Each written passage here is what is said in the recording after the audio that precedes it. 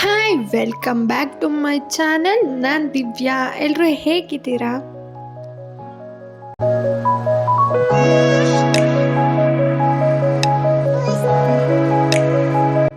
ಇವತ್ತು ಪಿಜ್ಜಾ ಮಾಡೋಣ ಅಂದ್ಕೊಂಡಿದ್ದೀನಿ. ಹೋಮ್ ಮೇಡ್ ಪಿಜ್ಜಾ ಈಸಿಯಾಗಿ ಓವನ್ ಇಲ್ದಲೇ ಮನೆಯಲ್ಲೇ ಆರಾಮ್ಸಾಗಿ ಮಾಡ್ಬೋದು. ಮಕ್ಕಳಿಗೂ ಸಹ ತುಂಬ ಇಷ್ಟ ಆಗುತ್ತೆ.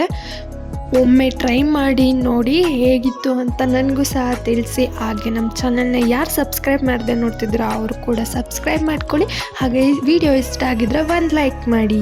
ಇವಾಗ ನಾನು ಒಂದು ಬೌಲಿಗೆ 1 ಕಪ್ಪಷ್ಟು ಮೈದಾ, 1-2 ಸ್ಪೂನಷ್ಟು ಮೊಸರು ಮತ್ತು ಒಂದು ಅರ್ಧ ಸ್ಪೂನಷ್ಟು ಶುಗರ್, ಆಮೇಲೆ ರುಚಿಗೆ ತಕ್ಕಷ್ಟು ಉಪ್ಪು ಮತ್ತು ಒಂದು 1/4 ಟೀ ಸ್ಪೂನಷ್ಟು ಸೋಡಾ ಸೇರಿಸ್ಕೊಂಡಿದ್ದೀನಿ. ಆಮೇಲೆ ಒಂದು 2 ಸ್ಪೂನಷ್ಟು ಎಣ್ಣೆನ ಸೇರಿಸ್ಕೊಂಡು ನೀಟಾಗಿ ಅದಕ್ಕೆ ಸ್ವಲ್ಪನೇ ನೀರು ಹಾಕ್ಕೊಂಡು ಫುಲ್ಲು ಸಾಫ್ಟಾಗಿ ಹಿಟ್ಟನ್ನು ನಾದ್ಕೋತೀನಿ. ಎಷ್ಟು ಚೆನ್ನಾಗಿ ನಾದ್ಕೋತೀವೋ ಅಷ್ಟು ಚೆನ್ನಾಗಿ ಪಿಜ್ಜಾ ಬರುತ್ತೆ. ತುಂಬ ಸಾಫ್ಟಿಯಾಗಿ ಯಮ್ಮಿಯಾಗಿ ಬರುತ್ತೆ. ಇದನ್ನು ನಾದಿದ ಮೇಲೆ 1 ಅವರ್ ಆದರೂ ಅದನ್ನು ಫುಲ್ಲು ನೆನೆಯೋದಕ್ಕೆ ಬಿಡಬೇಕು. ಆವಾಗಲೇ ಪಿಜ್ಜಾ ಸ್ವಲ್ಪ ಸಾಫ್ಟಾಗಿ ಚೆನ್ನಾಗಿ ಬರುತ್ತೆ.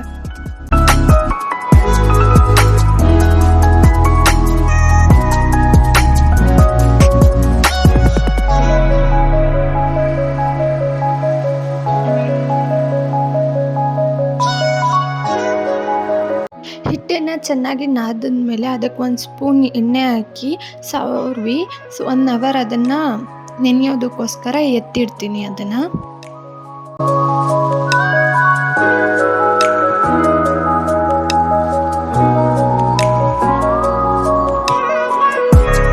ಹಿಟ್ಟು ಅದು ನೆನೆಯೋ ಅಷ್ಟರಲ್ಲಿ ಪಿಜ್ಜಾ ಸಾಸ್ ರೆಡಿ ಮಾಡ್ಕೊಂಡ್ಬಿಡೋಣ. ಅದಕ್ಕೆ ನಾನಿಲ್ಲಿ 2 ಟೊಮೆಟೊ ಹಣ್ಣು ತೊಗೊಂಡಿದ್ದೀನಿ. ಅದನ್ನು ಫುಲ್ಲು ಕಟ್ ಮಾಡಿ ಅದನ್ನು ಬೇಯಿಸ್ಕೋಬೇಕು. 4 ಕಡೆನೂ ಹೀಗೆ ಟೊಮೆಟೊನ ಕಟ್ ಮಾಡ್ಕೊತೀನಿ.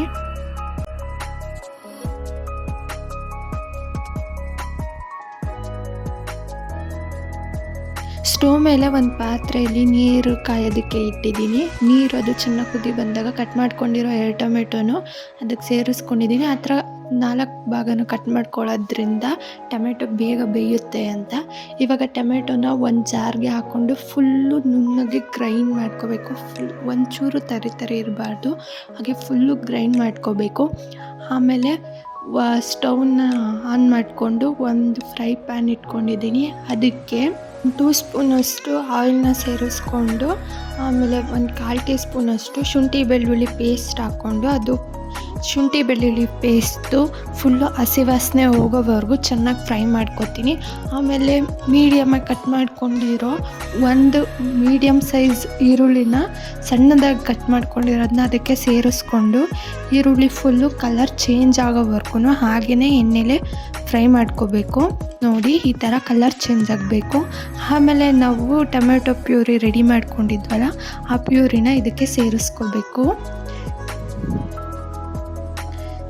ಪ್ಯೂರಿನೂ ಅಷ್ಟೇ ನೀಟಾಗಿ ಮಿಕ್ಸ್ ಮಾಡಿಕೊಂಡು ಹಸಿ ವಾಸನೆ ಎಲ್ಲ ಹೋಗೋವರೆಗೂ ಒಂದು ಕುದಿ ಬರೋವರೆಗೂ ನೀಟಾಗಿ ಮಿಕ್ಸ್ ಮಾಡ್ಕೋಬೇಕು. ನೀರೇನು ಜಾಸ್ತಿ ಹಾಕ್ಕೋಬಾರ್ದು, ಯಾಕೆಂದರೆ ಸಾಸ್ ಥರ ಅದು ಕನ್ಸಿಸ್ಟೆನ್ಸಿ ಬರಬೇಕು.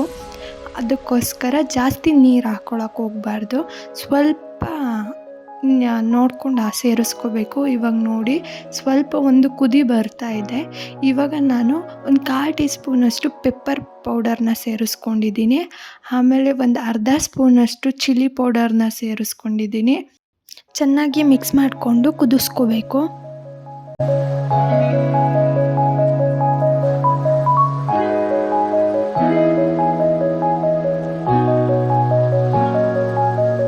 ಇವಾಗ ಇದಕ್ಕೆ 1/4 ಟೀ ಸ್ಪೂನಷ್ಟು ಶುಗರ್ನ ಸೇರಿಸ್ಕೊಂಡು ಕುದಿಸ್ಕೊತೀನಿ ಚೆನ್ನಾಗೆ.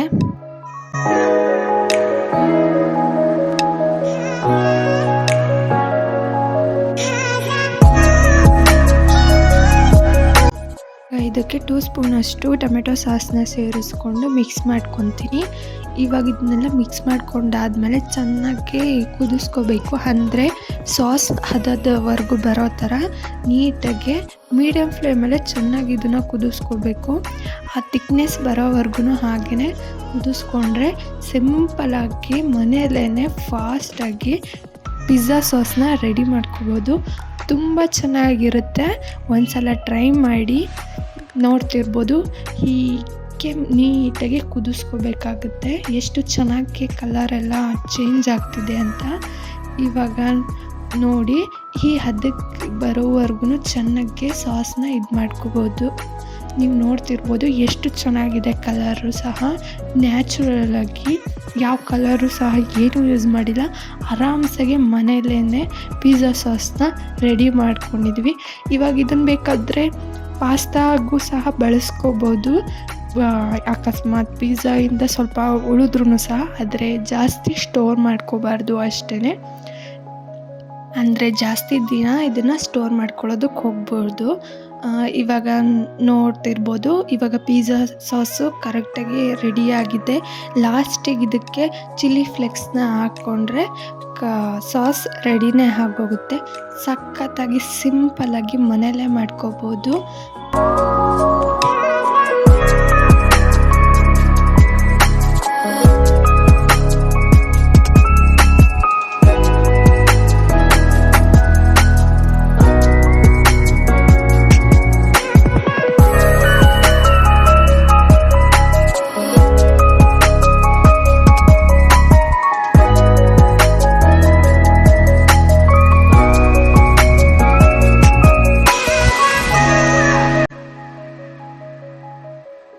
ಇವಾಗ ನಾನು ಅದನ್ನು ಒಂದು ಬೌಲ್ಗೆ ಎತ್ತಿಟ್ಕೊಂಡಿದ್ದೀನಿ. ಪಿಜ್ಜಾಗೆ ಹಾಕೋದಕ್ಕೋಸ್ಕರ ಸೈಡಿಗೆ ಎತ್ತಿಟ್ಕೊಂಡಿದ್ದೀನಿ.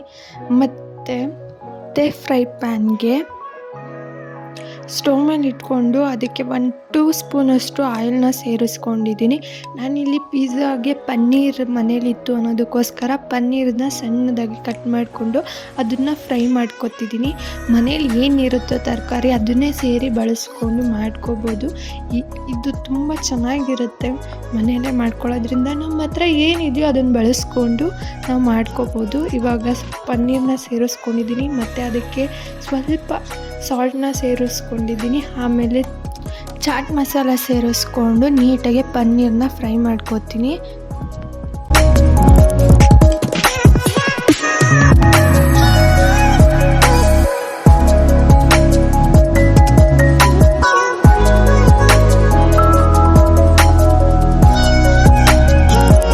ಇವಾಗ ಫ್ರೈ ಮಾಡ್ಕೊಂಡಿರೋ ಪನ್ನೀರನ್ನ ಒಂದು ಬೌಲ್ಗೆ ಎತ್ತಿಟ್ಕೊಂಡಿದ್ದೀನಿ.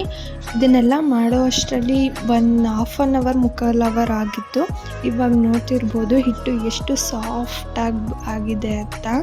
ಇವಾಗ ನೀಟಾಗಿ ಇದನ್ನು ಮತ್ತೆ ಇನ್ನೊಂದು ಸಲ ಹಾಗೆ ಸಾಫ್ಟಾಗಿ ಫುಲ್ಲು ಹಿಟ್ಟನ್ನು ನಾದ್ಕೋತೀನಿ. ಹಿಟ್ಟನ್ನು ನಾವು ಎಷ್ಟು ಹೊತ್ತು ಚೆನ್ನಾಗಿ ನೆನೆಸಿರ್ತೀವೋ ಹಾಗೆ ಚೆನ್ನಾಗಿ ಬರುತ್ತೆ ಪಿಜ್ಜಾ. ಮತ್ತು ಎಷ್ಟು ನೀಟಾಗಿ ನಾದ್ಕೋತೀವೋ ಅಷ್ಟೇ ಚೆನ್ನಾಗೇ ಬರುತ್ತೆ. ನಾನಿಲ್ಲಿ ಅದರಲ್ಲಿ ಅರ್ಧ ತಗೊಂಡು ಫಸ್ಟು ಚಪಾತಿ ಥರನೇ ಅದನ್ನು ಲಟ್ಟಿಸ್ಕೊತೀನಿ. ನೀಟಾಗಿ ಅದನ್ನು ಲಟ್ಟಿಸ್ಕೊಂಡ್ಮೇಲೆ ಪಕ್ಕದಲ್ಲಿ ಹೆಂಚನ್ನು ಸಹ ಕಾಯೋದಕ್ಕೆ ಇಟ್ಕೊಂಡಿದ್ದೀನಿ. ಅದನ್ನು ನೀಟಾಗಿ ಮಾಮೂಲಿ ಚಪಾತಿ ಅದಕ್ಕೆ ನಾನು ಅದನ್ನು ಫುಲ್ಲು ನೀಟಾಗಿ ಲಟ್ಟಿಸ್ಕೊತೀನಿ. ಲಟ್ಟಿಸ್ಕೊಂಡಿರೋ ಚಪಾತಿನ ಇವಾಗ ಹೆಂಚು ಮೇಲೆ ಹಾಕ್ಕೊಂಡು ಅದನ್ನು ಒಂದು 75% ಬೇಯಿಸ್ಕೊತೀನಿ. 2 ಸೈಡೂ ಫುಲ್ಲು 100% ಬೇಯಿಸ್ಕೊಳ್ಳೋದಕ್ಕಾಗಲ್ಲ. 70% ಅಷ್ಟೇ ಅದನ್ನು ಬೇಯಿಸ್ಕೊತೀನಿ.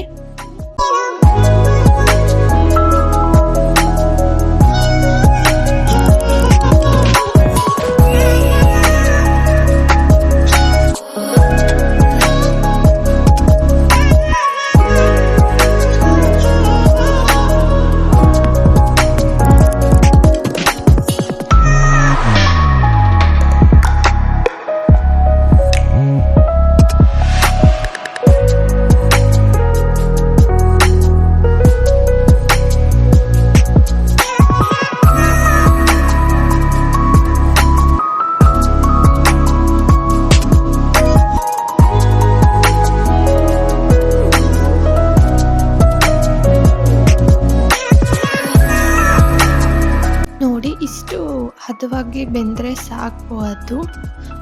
ಮತ್ತು ಮತ್ತು ಅದು ಬೇಯೋ ಅಷ್ಟರಲ್ಲಿ ಇನ್ನೊಂದು ಚಪಾತಿನೂ ಸಹ ಹಾಗೆ ಲಟ್ಟಿಸ್ಕೊಂಡು ಇಟ್ಕೊಂಡಿದ್ದೆ. ಇವಾಗ ಒಂದು ಸಿಲ್ವರ್ ಪ್ಲೇಟ್ಗೆ ನಾನು ಪಿಜ್ಜಾನ ರೆಡಿ ಮಾಡ್ಕೊತೀನಿ. ನಿಮ್ಮ ಹತ್ರ ಪಿಜ್ಜಾ ಬೌಲ್ ಇದ್ದರೆ ಅದಕ್ಕೆ ರೆಡಿ ಮಾಡ್ಕೋಬೋದು. ಆದರೆ ನಾನಿಲ್ಲಿ ಈಸಿಯಾಗಿ ಸಿಂಪಲಾಗಿ ಮನೆಯಲ್ಲೇ ಮಾಡೋದು ಹೇಗೆ, ಪಿಜ್ಜಾ ಬೌಲ್ ಇಲ್ಲ ಅಂದ್ರೂ ಹೇಗೆ ಮಾಡೋದು, ಈಗಲೂ ಸಹ ಸಿಲ್ವರ್ ಪ್ಲೇಟ್ ಮೇಲೂ ಸಹ ಅದನ್ನು ಮಾಡ್ಕೋಬೋದು. ಇವಾಗ ಲಟ್ಟಿಸ್ಕೊಂಡು ಇಟ್ಟಿದ್ನಲ್ಲ ಚಪಾತಿ, ಅದನ್ನು ಇವಾಗ ಪ್ಲೇಟ್ ಮೇಲೆ ಹಾಕೋತೀನಿ. ತುಪ್ಪನ ಸೇರಿಸ್ಕೊಂಡು ಫುಲ್ಲು ಅದಕ್ಕೆ ಸ್ಪ್ರೆಡ್ ಮಾಡಿಕೊಂಡು ನೀಟಾಗಿ ಫುಲ್ಲು ಪ್ಲೇಟಿಗೆಲ್ಲ ಫುಲ್ಲುನು ಸೇರಿಸ್ಕೊಂಡು ಹಾಕ್ಕೋತೀನಿ. ಆಯಿಲು ಸಹ ಯೂಸ್ ಮಾಡ್ಬೋದು, ಏನಿರುತ್ತೋ ಅದನ್ನು ಬೆಳೆಸ್ಕೊಂಡು ಮಾಡ್ಕೋಬೋದು. ನಾನಿಲ್ಲಿ ತುಪ್ಪನ ಸೇರಿಸ್ಕೊಂಡಿದ್ದೀನಿ. ಅದನ್ನು ಫುಲ್ಲು ಪ್ಲೇಟಿಗೆ ನೀಟಾಗಿ ಸ್ಪ್ರೆಡ್ ಆಗೋ ಥರ ಅದನ್ನು ಫುಲ್ಲೂ ಸ್ಪ್ರೆಡ್ ಮಾಡ್ಕೊಂಡಿದ್ದೀನಿ. ಈ ಥರ ಫುಲ್ಲು ನೀಟಾಗಿ ಸ್ಪ್ರೆಡ್ ಮಾಡ್ಕೊಂಡಾದಮೇಲೆ ಚಪಾತಿನ ಅದಕ್ಕೆ ಸೇರಿಸ್ಕೊಂಡಿದ್ದೀನಿ. ಸೇರಿಸ್ಕೊಂಡ್ಮೇಲೆ ಅದು ಫುಲ್ಲು ಕಾರ್ನರೆಲ್ಲ ನೀಟಾಗಿ ಪ್ಲೇಟ್ ಒಳಗೆ ಕೂರೋ ಥರ ಅದು ಅಂದರೆ ನಾವು ಸಾಸ್ ಏನೇ ಹಾಕಿದ್ರೂ ಆಚೆ ಹೋಗಬಾರ್ದು ಅಂತ ಫುಲ್ಲು ಕಾರ್ನರ್ನ ಈ ಥರ ಪ್ರೆಸ್ ಮಾಡ್ಕೊತೀನಿ. ಅಂದರೆ ಇವಾಗ ಚೀಸ್ನೆಲ್ಲ ಹಾಕೊಳ್ಳೋವಾಗ ಅದೆಲ್ಲ ಆಚೆ ಹೋಗಬಾರ್ದು ಅನ್ನೋದಕ್ಕೋಸ್ಕರ ಈ ಥರ ಮಾಡ್ತಿದ್ದೀನಿ. ಒಂದೇ ಚಪಾತಿನ ಸೇರಿಸ್ಕೊಂಡು ಮಾಡ್ಕೋಬೋದು, ಆದರೆ ನಾನಿಲ್ಲಿ ಡಿಫ್ರೆಂಟಾಗಿ ಸೇರಿಸ್ತಾ ಇದ್ದೀನಿ. ಇವಾಗ ಚೀಸೇ ಹಾಕಿ ತುಂಬ ಯಮ್ಮಿ ಆಗಿದ್ದರೆ ಪಿಜ್ಜಾ ಎಲ್ರಿಗೂ ಸಹ ಸಖತ್ ಇಷ್ಟ ಆಗುತ್ತೆ. ಜಾಸ್ತಿ ಚೀಸಿ ಆಗಿದ್ದರೆ ತುಂಬ ಇಷ್ಟ ಆಗುತ್ತೆ, ಅದಕ್ಕೋಸ್ಕರ ಈ ಥರ ಮಾಡ್ಕೊಂಡಿರೋದು. ಇವಾಗ ಒಂದು ಚಪಾತಿನ ಈ ಥರ ಪ್ಲೇಟ್ ಮೇಲೆ ಈ ಥರ ಫುಲ್ಲು ಕಾರ್ನರ್ನೆಲ್ಲ ಪ್ರೆಸ್ ಮಾಡಿಕೊಂಡು ಈ ಥರ ಇಟ್ಕೊಂಡಿದ್ದೀನಿ. ಆ ಥರ ಬಬಲ್ಸ್ ಏನೂ ಇರಬಾರ್ದು, ಅದನ್ನೆಲ್ಲ ನೀಟಾಗಿ ಪ್ರೆಸ್ ಮಾಡ್ಕೋಬೇಕು. ಆಮೇಲೆ ಇವಾಗ ಚೀಸ್ನೆಲ್ಲ ಕಟ್ ಮಾಡ್ಕೊಂಡಿರೋದು, ಅಂದರೆ ಸ್ವಲ್ಪ ದೊಡ್ಡದಾಗಿ ಕಟ್ ಮಾಡ್ಕೊಂಡಿರೋ ಚೀಸ್ನೆಲ್ಲ ಸೇರಿಸ್ಕೊತಿದ್ದೀನಿ. ಫುಲ್ಲು ನೀಟಾಗಿ ಸ್ಪ್ರೆಡ್ ಮಾಡ್ಕೊತೀನಿ. ಈ ಥರ ಮಾಡಿದರೆ ತುಂಬ ಚೆನ್ನಾಗಿರುತ್ತೆ, ಮಕ್ಕಳಿಗೂ ಸಹ ಸಖತ್ ಇಷ್ಟ ಆಗುತ್ತೆ. ನೀವು ಕೂಡ ಮನೇಲಿ ಮಾಡ್ಕೋಬೋದು. ಓವನ್ ಸಹ ಬಳಸೋದಿಲ್ಲ, ಆರಾಮಾಗಿ ಇದನ್ನು ಬಳಸ್ಕೋಬೋದು. ಸಖತ್ ಟೇಸ್ಟಿಯಾಗಿರುತ್ತೆ, ತುಂಬ ಸ್ಪೈಸಿಯಾಗಿ ಮತ್ತು ಹೆಮ್ಮಿಯಾಗಿರುತ್ತೆ. ಆಮೇಲೆ ನಾವು ಚಪಾತಿನ ಮಾಡ್ಕೊಂಡಿದ್ವಲ್ಲ ಅದನ್ನು ಇವಾಗ ಅದ್ರ ಮೇಲೆ ಸೇರಿಸ್ಕೊಂಡು ಅದನ್ನು ಒಂದು ಇದು ಫೋರ್ಕಿಂದ ಅದನ್ನು ಫುಲ್ಲೂ ಹೋಲ್ ಮಾಡ್ಕೊತೀನಿ. ಯಾಕೆಂದರೆ ಪಿಜ್ಜಾ ಸಾಸ್ ಹಾಕ್ತೀನಲ್ಲ ಅದು ಫುಲ್ಲು ಒಳಗಡೆ ಎಲ್ಲ ಸ್ಪ್ರೆಡ್ ಆಗಬೇಕು, ಆವಾಗಲೇ ತಿನ್ನೋದಕ್ಕೆ ತುಂಬ ಚೆನ್ನಾಗಿರುತ್ತೆ. ಇವಾಗ ಅದನ್ನು ಫುಲ್ಲು ಕಾರ್ನರ್ ಫುಲ್ಲೂ ಅದನ್ನು ಹಾಗೆ ಫೋರ್ಕಲ್ಲಿ ಫುಲ್ಲು ತೂತ ಮಾಡ್ಕೊತೀನಿ, ಅಂದರೆ ಹೋಲ್ ಮಾಡ್ಕೊತೀನಿ.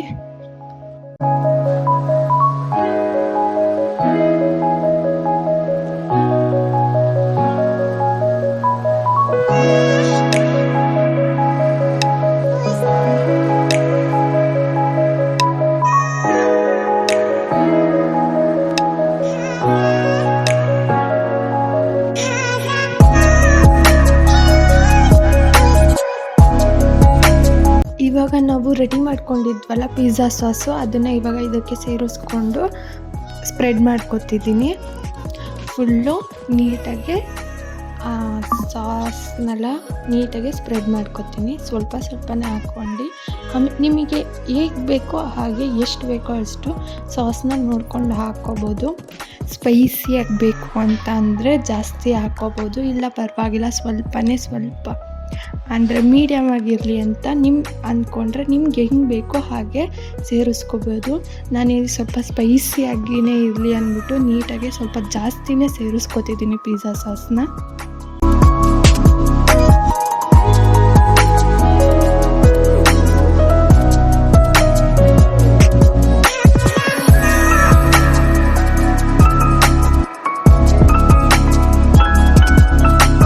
ಇವಾಗಲೇ ನಾವು ಪನ್ನೀರ್ನ ಫ್ರೈ ಮಾಡಿ ಎತ್ತಿಟ್ಕೊಂಡಿದ್ವಲ್ಲ ಅದನ್ನು ಸಹ ಇವಾಗ ಸೇರಿಸ್ಕೊತಿದ್ದೀನಿ. ನಮ್ಗೆ ಯಾವ ಥರ ಬೇಕೋ ಹಾಗೆ, ಯಾವ ಥರ ಇಷ್ಟ ಆಗುತ್ತೋ ಹಾಗೆ ನಾವು ಅದನ್ನು ಸೇರಿಸ್ಕೋಬೋದು.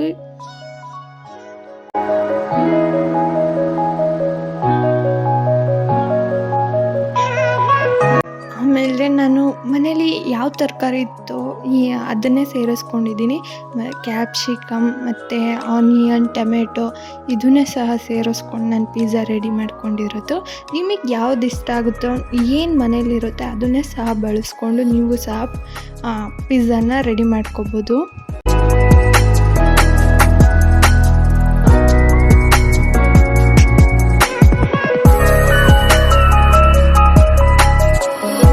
ಇವಾಗ ಫೈನಲ್ ಆಗಿ ಚೀಸ್ನ ಸೇರಿಸ್ಕೊಂಡ್ರೆ ಆಗುತ್ತೆ. ನಾನು ಇಲ್ಲಿ ಚೀಸ್ನ ಫುಲ್ಲು ಸಣ್ಣದಾಗಿ ಕಟ್ ಮಾಡಿ ಸೇರಿಸ್ಕೊಂಡಿದ್ದೀನಿ. ನಿಮಗೆ ಹೇಗೆ ಬೇಕೋ ಹಾಗೆ ಸೇರಿಸ್ಕೋಬೋದು. ಇನ್ನೂ ಜಾಸ್ತಿ ಬೇಕು ಅಂದರೂ ಸಹ ಸೇರಿಸ್ಕೋಬೋದು, ಇಲ್ಲ ಸ್ವಲ್ಪನೇ ಸಾಕು ಅಂದರೂ ಸಹ ಸೇರಿಸ್ಕೋಬೋದು. ನಾನಿಲ್ಲಿ ಒಂದು ಸ್ವಲ್ಪ ಮೀಡಿಯಮಾಗೆ ಸೇರಿಸ್ಕೊಂಡಿದ್ದೀನಿ.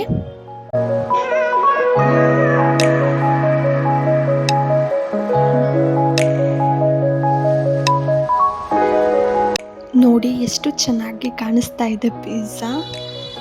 ತುಂಬ ಯಮ್ಮಿಯಾಗಿ ಕಾಣಿಸ್ತಾ ಇದೆ. ಇವಾಗ ನಾನು ಇದಕ್ಕೆ ಹೆಂಚನ್ನ ಸ್ವಲ್ಪ ಬಿಸಿ ಮಾಡೋಕ್ಕೆ ಇಟ್ಟಿದ್ದೆ.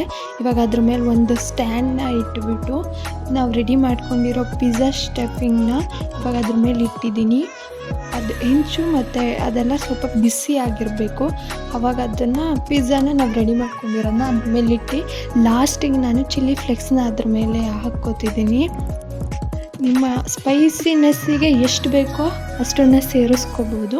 ನಾನಿಲ್ಲಿ ಸ್ವಲ್ಪ ಜಾಸ್ತಿನೇ ಸ್ಪೈಸಿಯಾಗಿ ಸೇರಿಸ್ಕೊಂಡಿದ್ದೆ. ನಿಮಗೆ ಹೇಗೆ ಅದಕ್ಕೆ ಬೇಕೋ ಅದಕ್ಕೆ ಸೇರಿಸ್ಕೊಂಡು ಅದನ್ನು ಲಿಡ್ನ ಕ್ಲೋಸ್ ಮಾಡಿ ಒಂದು ಮೀಡಿಯಮ್ ಫ್ಲೇಮಲ್ಲೇ ಒಂದು 20 ಮಿನಿಟ್ಸ್ ನಾವು ಅದನ್ನು ಕುಕ್ ಮಾಡ್ಕೋಬೇಕು. ನೀವು ಬೇಕಾದರೆ ಅದನ್ನು ಮಧ್ಯ ತೆಗೆದು ಓಪನ್ ಮಾಡಿ ಅದನ್ನು ಸಹ ನೋಡ್ಕೋಬೋದು ಬೆಂದಿದೆಯಾ ಇಲ್ವಾ ಅಂತ. ನೋಡಿ ಪಿಜ್ಜಾ ರೆಡಿಯಾಗಿದೆ. ಎಷ್ಟು ಚೆನ್ನಾಗಿ ಯಮ್ಮಿಯಾಗಿ ಕಾಣಿಸ್ತಾ ಇದೆ ಅಲ್ವಾ. ಚೀಸು ಎಲ್ಲ ಜಾಸ್ತಿ ದಪ್ಪನೂ ಇಲ್ಲ, ಜಾಸ್ತಿ ಇದಾಗೂ ಇಲ್ಲ, ಫುಲ್ಲು ಥಿಕ್ನೆಸ್ ಆಗಿರುತ್ತೆ. ಒಳಗಡೆ ಫುಲ್ಲು ಪಿಜ್ಜಾ ಚೀಸಿ ಆಗಿರುತ್ತೆ. ತುಂಬ ಚೆನ್ನಾಗಿರುತ್ತೆ. ಒಮ್ಮೆ ಟ್ರೈ ಮಾಡಿ ಹೇಗಿತ್ತು ಅಂತ ನನಗೂ ಸಹ ತಿಳಿಸಿ. ಹಾಗೆ ಚಾನಲ್ನ ಸಬ್ಸ್ಕ್ರೈಬ್ ಮಾಡೋದು ಮಾತ್ರ ಮರಿಬೇಡಿ. ಇಷ್ಟ ಆಗಿದ್ದರೆ ಒಂದು ಲೈಕ್ ಸಹ ಮಾಡಿ. ನಾನಿಲ್ಲಿ ಈಗ ಪಿಜ್ಜಾನ ಕಟ್ ಮಾಡ್ಕೋತಾ ಇದ್ದೀನಿ. ನಾನು ಸ್ವಲ್ಪ ತುಂಬ ಸ್ಪೈಸಿಯಾಗಿ ಮಾಡಿದ್ದೆ. ನೀವುಗೆ ಹೇಗೆ ಇಷ್ಟ ಆಗುತ್ತೋ ಹಾಗೆ ಮಾಡ್ಕೊಳ್ಳಿ. ಸೇಮ್ ಇದೇ ಥರನೇ ಮನೆಯಲ್ಲೇ ಆರಾಮಾಗಿ ಮಾಡ್ಕೋಬೋದು. ತುಂಬ ಚೆನ್ನಾಗಿರುತ್ತೆ. ನೀವು ಸಹ ಟ್ರೈ ಮಾಡಿ. ಎಷ್ಟು ಯಮ್ಮಿಯಾಗಿ ಕಾಣಿಸ್ತಾ ಇದೆ ಅಂತ. ತುಂಬ ಚೆನ್ನಾಗಿ ಅದು ಕುಕ್ ಆಗಿತ್ತು. ಇದನ್ನು ಟೊಮೆಟೊ ಕೆಚಪ್ ಜೊತೆ ಸೇರಿಸ್ಕೊಂಡು ತಿಂದರೆ ಸಖತ್ತಾಗಿರುತ್ತೆ.